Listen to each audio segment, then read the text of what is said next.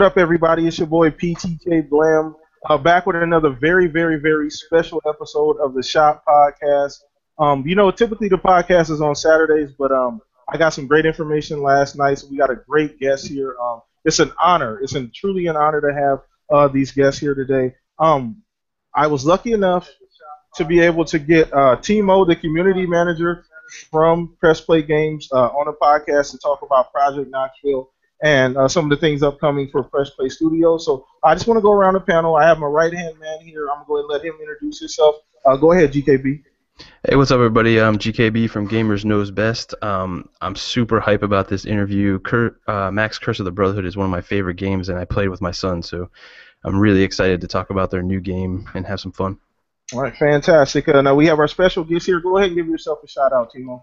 No, I was actually waiting for you to do the whole introduce yourself and then introduce me by name plus thing. And you did not disappoint, sir. My name is Timo. I am the community manager at Press Play. How are you doing? And it's a pleasure to be here.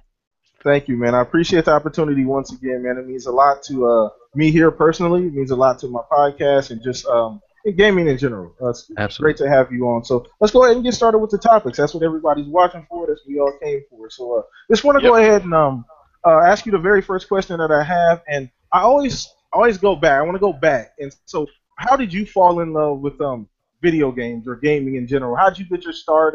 Was it something that you did as as early childhood, or was it something that you picked up later? But how did you get your general start in gaming? Oh, we're that generation, man. There was not even a choice. It's just how it happened. I mean, you had the Amiga, you had the Commodore. You went from these guys to the Segas, the Nintendos, all this stuff. I realized that some of the stuff that came before, but for the vast majority of this stuff, it's just what happened when we grew up. I mean, these were the toys. I'm Danish, obviously, so we had Lego before any of you guys even knew what it was. But even having that, even having all these things, this tech showed up, and it was flashy and shiny and Sonic the Hedgehog and all these things. You just had to play, these were our gimmicks, these were our things. And I also think you can see a lot of people have felt like this, because if you look at gaming today, and if you look at a lot of the things that are coming out today, it's this generation. These are the guys who are making it, which is also why everything right now, especially for PC, is a procedurally generated, turn-based, tactical roguelike with Magic the Gathering card-like things in it.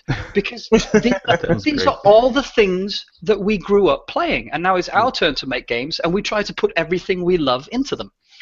So it's really telling that the generation that kind of started out with a lot of this stuff, they're making all the games now, because we're kind of going back to a lot of the things that we used to see and that we haven't seen for a long time. True. You're absolutely right. This generation, like you said, I grew up in my very, very first console. I had a ColecoVision. I'm pretty sure you may be. I don't know if you ever heard of a ColecoVision, but I know what it is, yeah. Okay, yeah, I had a ColecoVision growing up. Moved on to the Nintendo, Super Nintendo, just like most of us. Anybody within that, I say 25 to 35 range, typically grew up in that era. So you're absolutely right, and I did notice that a lot of that generation are the people now making the games, and that's a great point, because we are seeing those things that we do like growing up, and those elements of games we like growing up are being included in newer games. So I wanted to go ahead and get your opinion on that also too, GKB. What was your start, as far as in video games? What did you start with?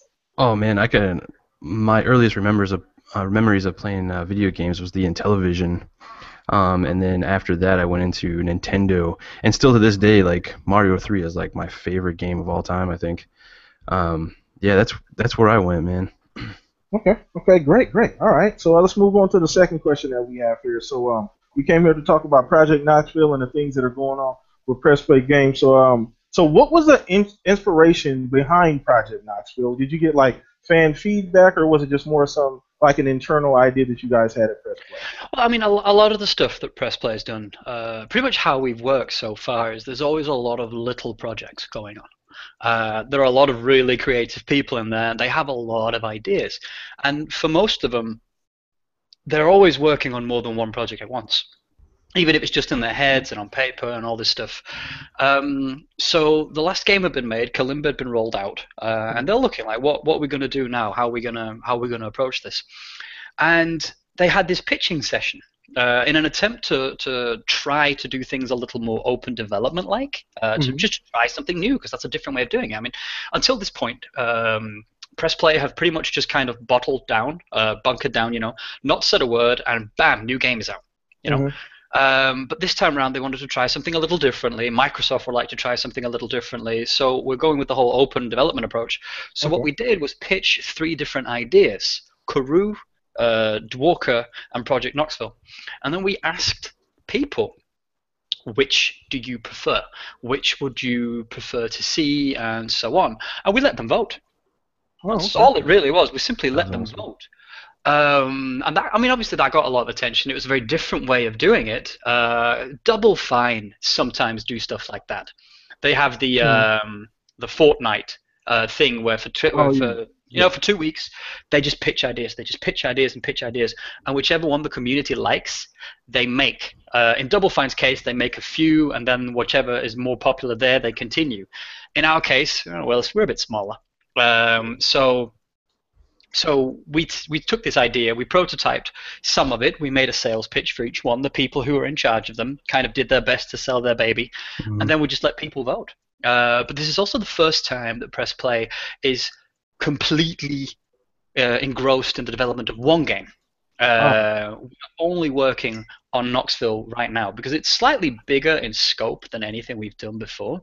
So obviously it kind of takes all the resources, it takes all these things to do, it takes our full attention, but we let the community decide which one of our ideas was the best one to work on. And we still talk a lot to the community. We do our public play sessions, we do our questionnaires and stuff, so we still seek their feedback for a lot of this stuff. It is fairly open in development. Hey, Timo, I want to ask a question on what you said there for the community thing and how you guys decided to. My pick was Dwarka because I thought that was just an amazing like horde mode kind of type game that I'm totally into. You guys at Press Play, did any of you have your favorites and were wishing like one over the other would win? Obviously, I mean, because all 3 games were made by people from Press Play, you could pretty much divide the company in 3. And depending on which one they thought was the best one. And I mean, it's no secret. Karoo had a lot of passionate followers. And it's obviously one of those things that I think they really wanted that to happen. I personally was all for Knoxville. I've been pro Knoxville right from the get-go, but I also think it's because out of the lot of them, I think Knoxville taps into the zeitgeist, the spirit of the times, if you will. I think it somehow encapsulates everything else that is going on with popular media and pop culture right now.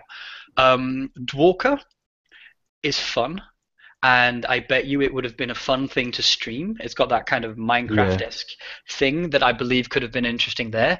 Karoo, I'm going to get crucified for saying this, was the one I was least interested in. Not because it wasn't original or creative in any way. It absolutely was. I wonder whether it had the longevity.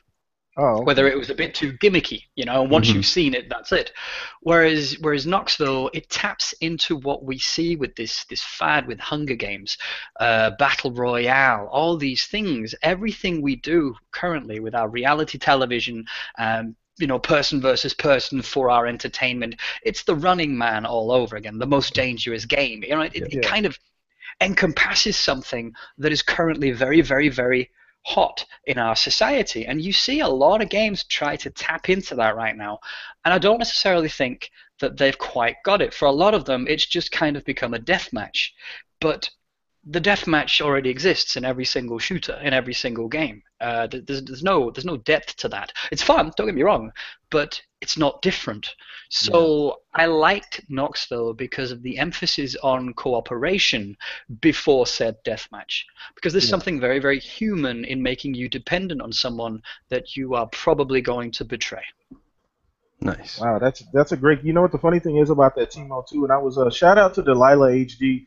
She was listening. I was talking to her on Twitter last night, and she was giving me like little details and bits and pieces that I had no idea. Just little elements of the game. I think she's play tested it before, or had access to it or something. She played in last Tuesday. We do these sessions. We have weekly sessions. The European time one is Tuesdays at 9 p.m. Central European time, and I'm starting up a US play session, which is probably going to be Wednesdays. Simply to let people come in and have a play, have a look at it. And I followed your conversation yesterday actually, and it's because she just played Tuesday. Oh, okay. All right. Yeah, because she was just giving me the little tidbits that I didn't, know about, and the more and more she told me, it sounded more and more interesting because there really are layers to the gameplay. You know what I'm saying? Which I didn't realize that at first because I knew very little about the game. I obviously did a little bit of research, things like that, but there really are. It's not so much cut and dry, and I think that goes back to what you were saying about you guys didn't want the game to be just like a typical deathmatch type situation. Like she was explaining, and there was a lot of layers, and you have to lean on people and depend on people that you typically may not have, and rely on people to do certain things. So I'm very, very interested. Could you kind of delve into that just a little bit deeper as far as that dependability aspect of the game?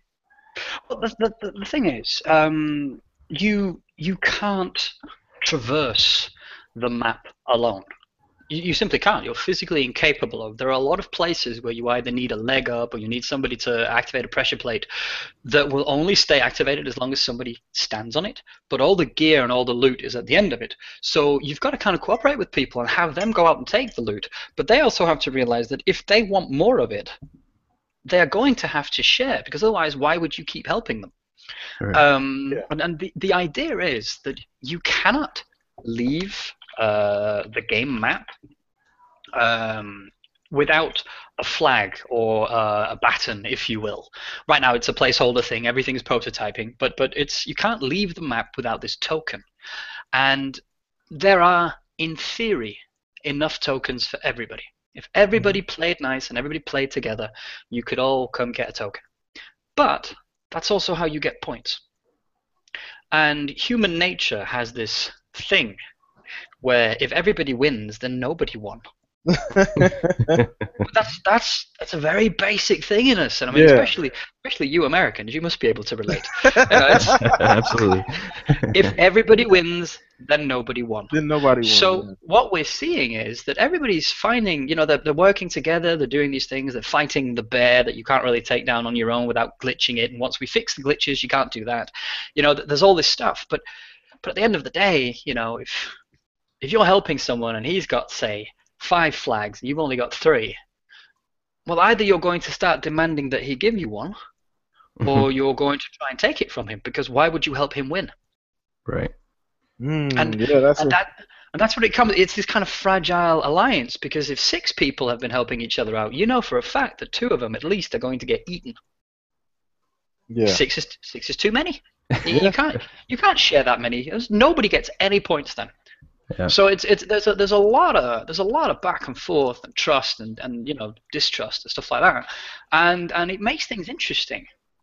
Definitely. Now, Timo, with the trust and betrayal system, in your guys' playtesting and your analytics that you guys obviously do on the game, have you seen more people help each other, betray each other, or is there a good mix of both? Oh, that's been an interesting beehive. It really has. We're running a new set of tests right now with randomized starting locations. To begin with, everybody started within this facility and had to run into the world together. And what we found is that a certain meta arrived in the game, because actually I have to go back further to explain. Sure. The first time we had this trust mechanic, nobody trusted each other. Everybody just kind of first time anybody plays this game, they go in, they stab left and right, and they get murdered, and they don't understand why. And then they start adapting, and even with a group of new people, the aggressive guy will try to assert his dominance. He will win 1 round, maybe he will win 2 rounds, but you're playing 5 right now. Okay. After that, everybody else zeroes in on the aggressive guy. He does not get anything from here on out, because he's outed himself as being undependable. You can't. He's untrustworthy. Yeah. So he gets slaughtered. He loses, and he loses big time. So what started happening is we gave people an incentive to make friends. We gave them a very small bonus in points for every friend that survived. Okay. We thought, an incentive to at least have 1 or 2 friends. Now, unfortunately, what happened with this is everybody starts the game and they befriend everybody, literally everybody, and then they just run in opposite directions, and you end up only really working with the guy that you're running with. Mm-hmm. But in case any of the other people that you've flagged as a friend now make it out, you still get points. So we obviously had to remedy that somehow. That was a meta that kind of popped up, and it wasn't intentional at all. So what we found is that by spreading people up, so they don't start next to each other now, you don't see this as much. People will still, they tend to befriend the first person they meet. But when 2 people run together, a third person is weary of joining this group. Right. And before, I mean, you'd have the worst match we ever recorded. We had 7 people standing on the platform, slowly going towards the goal, everyone carrying different amounts of flags, everybody holding weapons, but nobody trying to grab more because they're afraid of getting killed by the collective, so to speak. Yeah. It was a kind of extreme communism. I mean, it really was. It was interesting to behold because people who went against that got punished by the collective. It was kind of the Borg cube, join or die. So we've been tampering a bit with the psychology behind it and trying to say how can we make people behave slightly differently. It's been an interesting thing to monitor.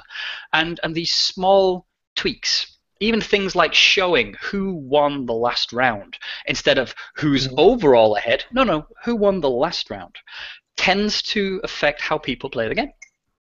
So there are a lot of things in there where we can make like tiny little tweaks in order to get something a little more competitive going, which is it's interesting to sit and do. I like the fact that you're playing on a lot of the psychological buttons. You're pressing a lot of those, innate, human aspects that we all have, and you're slowly like just small little things, like you said, little things like just changing the leaderboard or changing starting positions, or those make major changes within the game, make people play differently. So you get different result is what I'm saying, based on those minor tweaks. And I really like the fact that you guys are paying that close attention to detail to add those things and take things out of the game that are going to go away from the experience. Add things in the game that are going to make it a little bit more diverse. So I definitely like the fact. So that leads right into my next question too. So how has the process been creating Project Knoxville? Has it been kind of a tedious process, or has it been, obviously it's fun because I know you guys enjoy making it, but how's the process been so far? It's difficult. It's always difficult. I mean, it's been fairly smooth runnings, but going from concept to game, especially any game that's a little bigger than a tightly controlled single-player experience, is always going to be sketchy. It's always going to be a little difficult somehow, because on one hand, if you have a tightly controlled single-player experience, then we absolutely dictate how you play this game, how you experience this game, and whether or not it's fun. That's easy to test. But a multiplayer concept opens the door to so many different types of personalities, situations, metas, and a multitude of ways to approach the game that we did not predict. And it's impossible for us to control that environment. So we have to make a concept that's strong enough to survive the tampering and experimentation of all these people who come in to play the game. And that's always an interesting challenge. I mean, as it is right now, because we have the entire office working on the game together, it is moving along rather smoothly. Awesome. And it also, I mean, I think actually for me, I think the biggest challenge currently, aside from the making a perfect Glitch 3 game, because that's obviously the biggest challenge. But I think for me, the biggest challenge we're facing right now is the game we're having people play is an early prototype. And it dawns on me that if people have not been involved in any kind of game creation or development ever, they don't actually know what an early prototype is. Most people think prototype and they think Steam Early Access, but they're actually talking about an alpha. They're talking about something that graphically looks at least roughly like it's going to look, and it plays at least roughly like it's going to play. Yeah. The game we're having people play right now, none of that. Literally none of that. Everything is placeholder. The only thing we're testing right now in the build that people have access to is whether or not the concept is fun. Right. Everything else is being tweaked. It's being changed. It's being worked up. It's being run around. The graphics that we have internally and are testing are light years from what people. They don't even look the same. Wow. So the prototype people are playing looks pretty much like you're playing a bunch of Mii's, those Wii avatars, or Xbox avatars. Yeah. It looks like you're running around a game full of those. That is not how the game looks. And I find that important to say, because for a lot of people, they see it and they think, oh, it looks like this. Oh, it's going to play like this. It's absolutely not. And it's very, very difficult to explain that. It's very difficult to make people understand that what they're playing is purely a concept and test on whether or not it's fun. Yeah. Nice. Awesome. Great. That's great to hear. Glad to hear that. Yeah. To piggyback on Blam's question there about development and stuff, you guys had a big move recently where you moved out of the old place into the new offices. How was that dynamic, and how did that play into development? And what was the team size before and now? I think you're up to like 30 people. You said before. Well, roughly 30 now. It's been growing steadily. Okay. Obviously, as they went from some of the smaller games like Kalimba, and kind of wrapped that up and went from the mobile games with tentacles and all this stuff. Yeah. Once they moved on to one singular project, you started bringing in more people. You started bringing in a lot of dedicated positions. I mean, we even have our own sound guy now, which is amazing. Awesome, by the way. It's wicked. I love some of the conversations about how do we portray a feeling with sound. I mean, that is infinitely fascinating. Yeah. To kind of catch what should combat music sound like. I've never thought of that. That is, I like stuff like that. So obviously, as the project grew in scope, but also as it took form, because that's really the important thing. In the early development of a project, you pretty much have the designers, and you have a bunch of prototypers and a bunch of tests, concept artists, and all this stuff. You don't have a lot else, because you don't need a lot else yet. But as it starts taking shape, you need people to start building things. You need people to say, well, okay, can we do traversal? How do we do traversal? Can we animate this? How do we do combat? Can we do this? And the way we're set up right now, in the old office, we're all kind of sat on top of each other. But in the new office, we've got a lot more room, first of all. But it also gives us a lot more space to make these teams. So we've got one part of the building where guys are working on combat completely separately from the people making anything else in the game. Nice. So that means we've got a bunch of guys now sitting down, and they've built an arena. They have a map that looks nothing like the rest of the game. It's just an arena, and all they're doing is testing how is combat the most fun, how is it the most engaging, and how is it the most responsive. And they're building this combat system alone. Then we have a bunch of guys who are testing traversal. They're testing how does the character even move into objects, round objects, interact with objects, and all that. And they're doing it on their own, away from everything else. So what we've really got right now is a bunch of teams all set up. We've just made a drone team now. We had one concept team, and that's been broken up and moved into different things. And we have a new drone team now, where they're all sitting down and thinking, what should the little drone that every player has? How should it work? What should it look like? What should it do? How should it change from the version that we're currently using as kind of a stand-in? What have we learned from all this? So the entire project is kind of being moved along in a series of small modules that, as they near some kind of fruition, they're being moved and merged together, so we get more and more things that we can mess with and play with and set up, which is also why the prototype is a bit feature thin right now, because a lot of this stuff is being made beside it, and until it's ready to be kind of thrown at the masses and tested, it's kept entirely separate in order to give us a stable build to at least test some user experiences on. That's awesome. Great. That's awesome. I love that concept. All right. Yeah, it's so absolutely fascinating. All right. Let's see what we got here. Okay.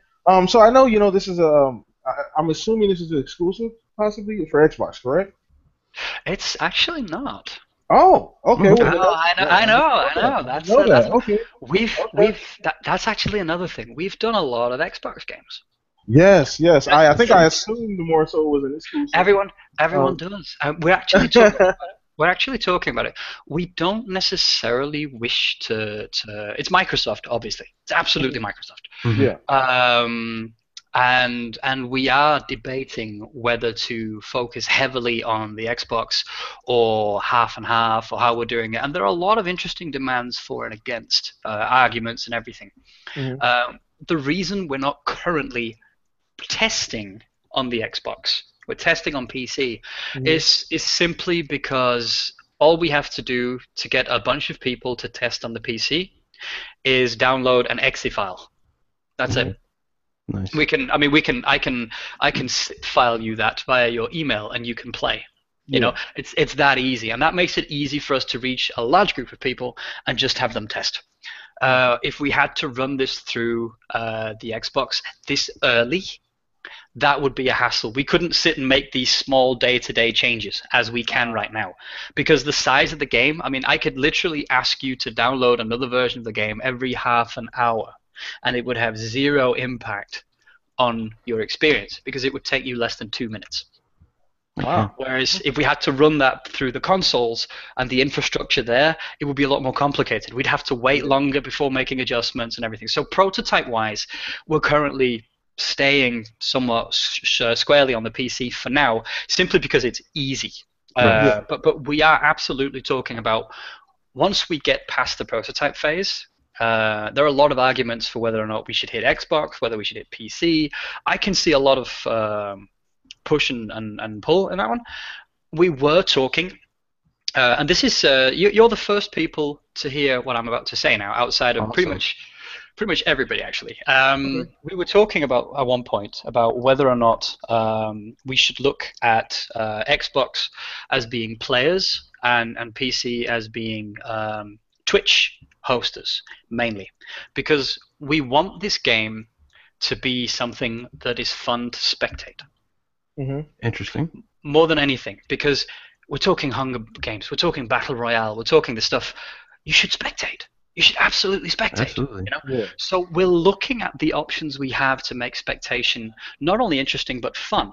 And a lot of that ties into whether or not it's possible in a full-on multiplayer game to tie in these user vote, viewer vote APIs to affect the game.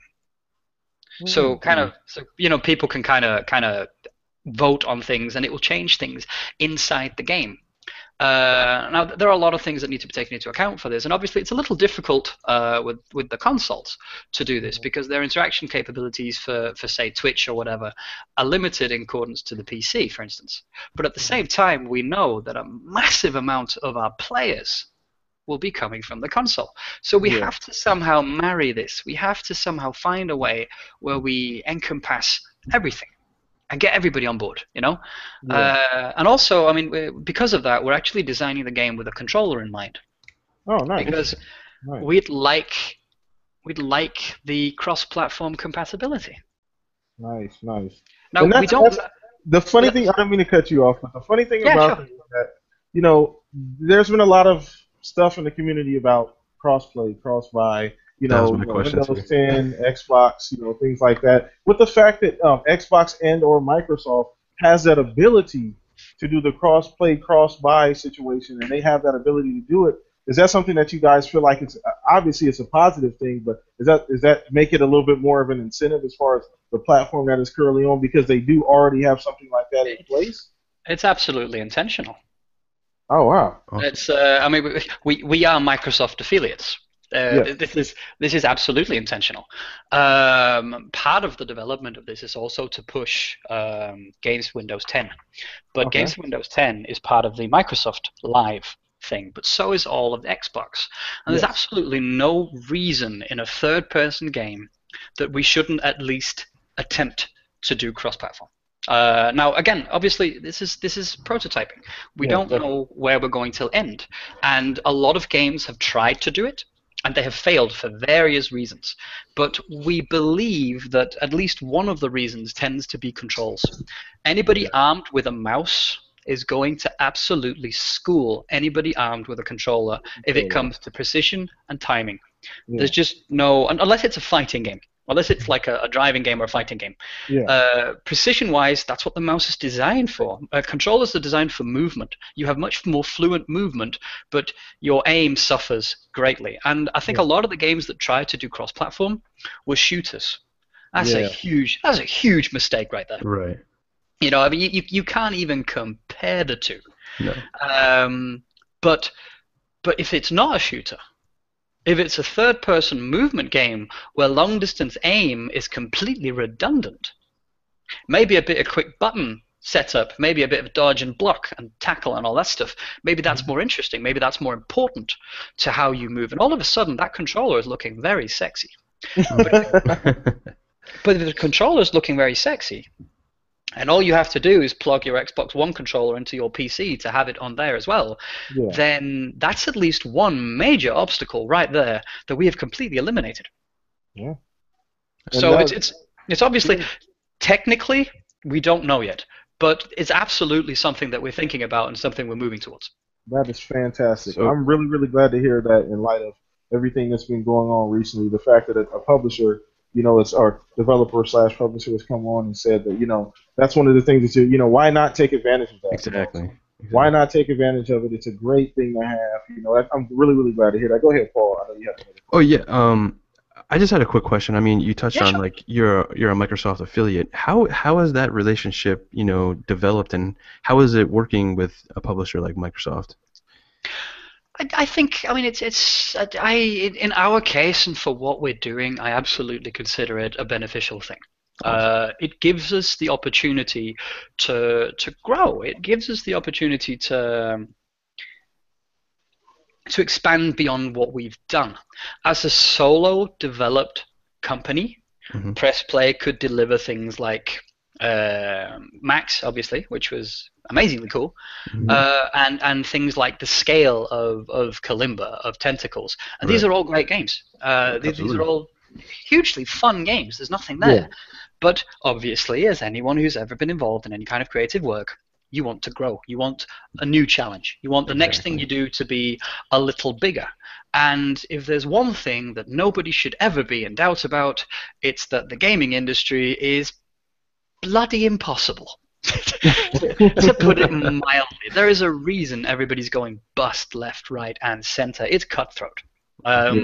So having the backing of somebody who believes that you have made great work and now they'd like to see whether or not you can grow, it gives you a bit of stability. It gives you a bit of security, and it allows you to kind of branch out and reach out and try to make some of these things that are a little more ambitious, which is also why if you look at a lot of the things that have been exclusives or people who are backing, they always tend to be able to make games, you know, they tend to be able to punch above their weight, so to speak. Because they have a bit of security. And in our case, I think that's one of the things that this Microsoft thing really does for us. We're a Microsoft company now.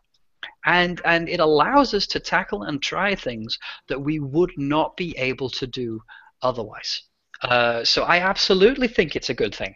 It also means that we have the possibility now, we have the access to a platform, we have the distribution, we have all these things in place. We don't have to struggle and fight to even, you know, release the game once it's done. So I think it's hugely beneficial for us. Nice. Glad to hear that. That's fantastic. That is fantastic. Thank you for that insight. Yeah, thank you for that insight too. All right, fantastic. All right, so let's see here.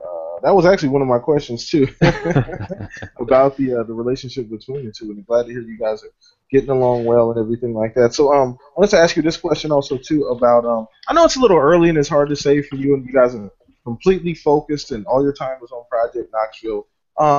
But what is the future for Press Play? I mean, not necessarily games-wise, but I'm pretty sure you guys are so creative that, you know, there's so many things you guys want to do. So maybe you can just give us a little bit of tidbit, you know, some of the things you guys have been thinking about, possibility. Well, I mean the dinosaur cloning facility is still at work. We haven't quite perfected the technology yet. That's fantastic. Please send me an email when that happens, please. Yeah, I will do. It's oh no, don't worry, it'll be in the press. I'll be riding a raptor down the Main Street. It's fantastic. But no, it's obviously we want to keep making games, and we want to keep trying new things. We want to keep expanding and challenging ourselves. You know, it's as much as we want to challenge our players and our fans, we want to challenge ourselves. I have personally worked in a lot of different gaming environments as both a critic, a reporter, and all kinds of things in esports and whatever. And I've not actually encountered anywhere as mellow and relaxed as here. It's so evident that everybody is doing this pretty much for themselves, first and foremost. And then when they've made a game they like, they allow other people to try them. It's that way round, you know? And I think a lot of game developers can relate to that. You know, and I think for many people, it's making something that you want to play, as much as something else.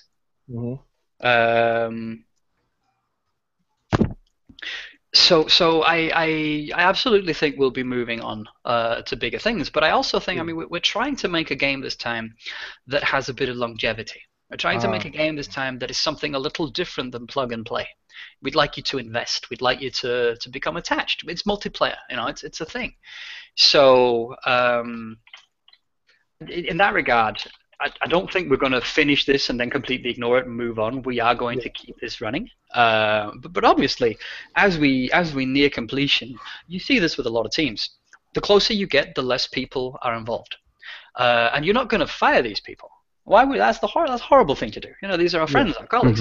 So you make a new project. That is actually one thing that most people hate. Things like day one DLC.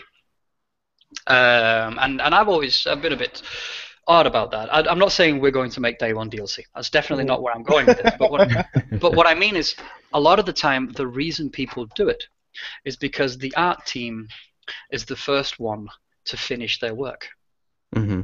Because once you're on the final stages of the game, you're not making new art. Yeah, you're just fixing bugs and everything. Exactly, right? And it's on the coders. So you're not making assets, you're not doing anything. And a lot of times when you see a company just shipping a game, they end up firing all their employees because they can't keep them on anymore. There's no work for them. The companies that don't make DLC because all the code is in place. So you take these guys and you give them something to do because they've got 3 months left where they can do nothing. So you start making visual DLC. And obviously, once Knoxville gets to a certain point, the people who are no longer heavily involved in that will move on to the next project within the company that will then be starting up. So in the comparison there is useful. But it means that we will, of course, constantly make sure that everybody's working on something interesting. And people are still plotting down ideas for little things for the next time. Depending on how this goes and how successful it is with this open development style, that might be how we do things in the future. Nice. Glad to hear that. That's awesome. Okay. All right. So we got a couple questions left. So this one is very important to me. This question because you as you stated earlier when we first started that you've been doing this gaming thing for a very long time. A lot of us have been playing since we were kids. So what currently, just in general in gaming, like what excites you? Is there anything new in gaming that kind of gets you up? Like, oh man, that is so cool. That is neat. Like I'm excited about that. It could be a console. It could be a feature. It could be literally anything. What excites you in gaming in today's day and age? Oh God, I'm gonna catch a lot of flack for this one. I am a griefer at heart. Oh no. I am a horrible human being when it comes to gaming. My entry into the gaming world was a monthly blog about how I griefed people in various games. Oh my gosh. I like multiplayer interaction because I like people and I like what you can do with them. No NPC can give me the satisfaction that a really angry person can give me. No NPC ever sent me hate mail. So it's one of those things. I mean, I absolutely love co-op. I absolutely love these things, but I love the interaction. I love taking things that everybody thought could only be played in one way, and I love turning it on its head. I love pulling the rug from under people. When I say griefing, I don't mean spamming people or yelling at them or profanities or all this stuff. That's not creative. There's no art to that. Right. Yeah. But what I do mean is that back in, say, World of Warcraft, back in the World of Warcraft days, in the vanilla days, there was an outside raid boss in Duskwood, and somebody mocked my hat once in WoW. I had a very lovely pirate hat on my warlock, and he told me it was stupid because I didn't want to give him money. And I obviously thought, well, I can't have that now, can I? I can't just let you diss my hat. So I told him, I'll get you for that. He says, what are you going to do? This is a PvE server, because all my friends were Care Bears and they played on PvE servers and were boring. So I thought, well, hang on, let's go. I'll get you for that. He says, oh, what are you going to do? I said, I'll show you. And I ran off. And 3 hours later, I had succeeded in kiting a raid boss through 5 or 6 zones, destroying everything in its path, and I kited it into Stormwind, where one of the guards attacked it, and it now aggroed on the city, wiped out everything, killed everybody in the auction house, killed everybody who was doing quests, murdered all the NPCs, and killed everybody there. It rampaged for just over an hour before a GM came and despawned it. Oh, That's wow. what I like doing with games. So, next question for you, Timo.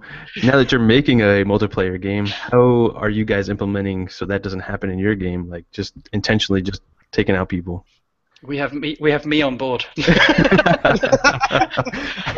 the QA for that? Yeah. It's literally when we do a new thing, I will look at it, and my first thought is, how can I abuse this? That's fantastic. But it's also, I mean, actually, one of my favorite tricks right now on the PlayStation wasn't discovered by me. It was discovered by a player, because you're always, and this goes for any budding developer out there, and anybody who's making a product, anybody who's building something that is very dear to them. The following advice is the best advice you will ever get. You are always your own blind spot. Always. You are never your target audience. Doesn't matter if you think you are. You have knowledge that the target audience doesn't. You have a picture in your head of a finished product that your target audience doesn't. There will always be people like me who will use this in ways you did not anticipate. And even when you think you are me, as I do, and you make a game, people will come along and they will show you that you were also wrong. We have one guy who found a very interesting thing to do with wolves in the game right now. I won't spoil it, but Okay. right now it's my favorite glitch. Because it screws up everybody. I love it. We are going to fix that eventually. But it just shows the creativity that goes into multiplayer. It's why I like it. Yeah. No NPC would ever glitch a wolf through a platform and gather all the wolves in the game and put them in front of the end gate. Oh, wow. No NPC can do. You have to fight your way through 30 of those bastards if you're the last one to survive, because the guys who are dead are all just fetching wolves and glitching them through the terrain. And it's just one of those things. I mean, obviously it's going to get fixed, but it's interesting to observe. It's so much fun to watch the psychology of players messing with your game. I think that's always going to be my favorite part of the interaction. I got another. Nice. I got another question for you. Back to Knoxville a little bit. Yeah, of course. So you guys have courses in the game set up in little areas. Now, how do the courses work? Is it kind of like a race type, like the Running Man, or is it objective based? It's it's right now it's fluid. I would like a game mode that was race, because I like the idea. I find it. I'm heavily inspired. That's what I thought too. I was all about like a race. No, but people do. The artwork is very racy. The artwork is a lot of people who look athletic, who are running very fast. So it obviously paints a picture in your head. Mm-hmm. The actual game right now is not a race. It's more about slight exploration and cooperation. We're not going to deny the fact that there may be race modes later on. Okay. The problem with a race is, if you die before you get anywhere meaningful, or if you fall behind before you get anywhere meaningful, that's it. The game is no longer fun for you. Okay. In an open exploration game, you can, if somebody's ahead of you and you can see that they're going to get to the spear before you are, you can just turn around and go a different way. But in a game where you only get one life, there are no laps, there's no nothing. The second you fall behind, you're out. That's not fun. That's not interesting. Mm-hmm. Racing works in games where you have to go several rounds, and where a mistake does not cost you your chance at winning. You know? Racing is fun when you can still influence the guy who's in front, even though you're behind. But because this isn't Mario Kart, you can't do that. There's no blue shell that's going to come and save you. So because of that, and because of the way it's set up, racing is an interesting option, and I still pray that we will be exploring more of it, at least on some parts and some aspects, maybe. But it's no secret right now that it's mainly traversal, exploration, and the psychology mechanic that's like the main pull. People who have played a lot tend to still race.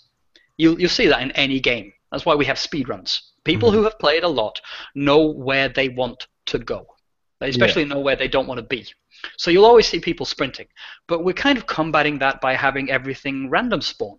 All the drops in the game, all the weapons, all the flags and stuff, they're not the same place twice.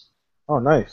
Nice. So you can run to certain. There are certain contraptions. Like you have a pressure plate, and a platform will lower, and then one person will stand on the platform, get off the pressure plate, it'll go up, and then there's something on the top. Now things like flags will always spawn on these places where you can't get them alone. Okay. But there are a lot of them in the map, so it won't be the same one. You're still going to have to go around and look and see what goes. So there is a bit of exploration going on. But it's as it stands right now, it's difficult to say. It's a mix of, I won't call it puzzle, but a mix of traversal and combat more so than race. But I am hoping we can touch upon the race thing because I think it's just cool. Nice. Okay. All right. So I think we're gonna go ahead and wrap it up. But I just want to have one more question. It's the last question that we have here. Yeah, sure. So I know you since we're in the prototype stage, I know you don't have a set release date, but are you guys looking at maybe a time frame, possibly getting the game out? I know you may not have like an end date or really any kind of window, but maybe like a year possibly. Or we're aiming somewhat heavily for 2017. Okay. As far as anything goes. Exactly when, I've been around long enough to know that you don't give people a date, because if you don't give people a date, you don't have to move the date. Clever, isn't it? So I'll give you a year, because I'm fairly sure we can do it within the year. But for now, I shan't give you a closer date than that. Okay. But 2017 is what we're aiming for. There will be sessions. I mean, like I said as well, and you've got a few people listening right now, so I'll even say it. If people want to play, and that goes for the both of you as well, I would love to have you. We do run sessions where we play the game with people to have them try the prototype and come have a laugh with us. There is something called the Inner Circle. I'll actually reply to this thing when you make the video, and I'll give a link for the Inner Circle. That's where people can pick up the latest build, and then they can come play with us. They can come test it with us. European time is Tuesdays. American times is Wednesdays. That I will be running some sessions, and then people can come check the game out as it develops and help give us feedback. Awesome. Nice. Beautiful. Yeah, well, it looks like we want to wrap up the show here. First thing I want to say is I want to appreciate, I thank you and appreciate Press Play and Timo for coming out, taking a little bit of his day to come out and hang out with us, answer a few questions, get us all hyped up and excited about Project Knoxville. Hopefully coming to console. Hopefully, tentatively, I want to say everybody coming to console also too. They're working on it. Just go ahead and give yourself a shout out, Timo. Let everybody know where they can find you. If they have questions. You are obviously, if you have any questions, if you have any interactions you'd like to do, hit us up on PressPlay on Twitter. Because obviously, PressPlay Games, PressPlay_games on Twitter. Any questions you have, we will be there. You can also find me on Timo_Ash. And then obviously I was going to throw the link for microsoftstudios.com/pressplay, but that's a slightly obnoxious address right now. We are working on a cooler webpage, but for now that's the one we've got. So Twitter right now is probably your best bet. We will throw any links, addresses, events, and whatever you want at you. And if you have any questions, and that goes for everybody who's listening as well, by all means, ask your questions on Twitter or Facebook, and we will get right back to you with an answer. Nice. Fantastic. Paul, go ahead and give yourself a shout out, Paul. First off, man, I wanted to really thank Timo for coming on. It was super fascinating, great insights. I really appreciate it. I'm GKB, Gamers Knows Best. I enjoyed this, had a great time. Fantastic. And I'm PTK Blam. Thank everybody for coming out. I know it's smack dab in the middle of the day. A lot of my subs aren't used to that. It was worth it. Yeah, definitely worth it. I hope you guys had a great time. I truly appreciate Press Play Games for giving us this opportunity to just sit down and talk to them. Timo's fantastic. Like he said, you guys check out the game. I'm very excited about this game. Same here. The concepts seem awesome. They're doing something very different here. So whenever it comes out, I'm supporting it either way. Hopefully it comes to console too. If it doesn't, hey, either way. It most certainly will. Oh, well, see, look at there, see? All right. We will be going that way. Okay, sooner or later. So. Definitely. Okay, so we'll be seeing this on console. That is definitely confirmed, people. So thank you guys for watching the show. The Shop Podcast will resume Saturday, 5 p.m. like we typically do. We'll have another guest on here this weekend also, too. Thank you guys for coming out. You guys enjoy the rest of your day. Everybody have a good one. See you. Cool. Thank you very much. Ciao. All right.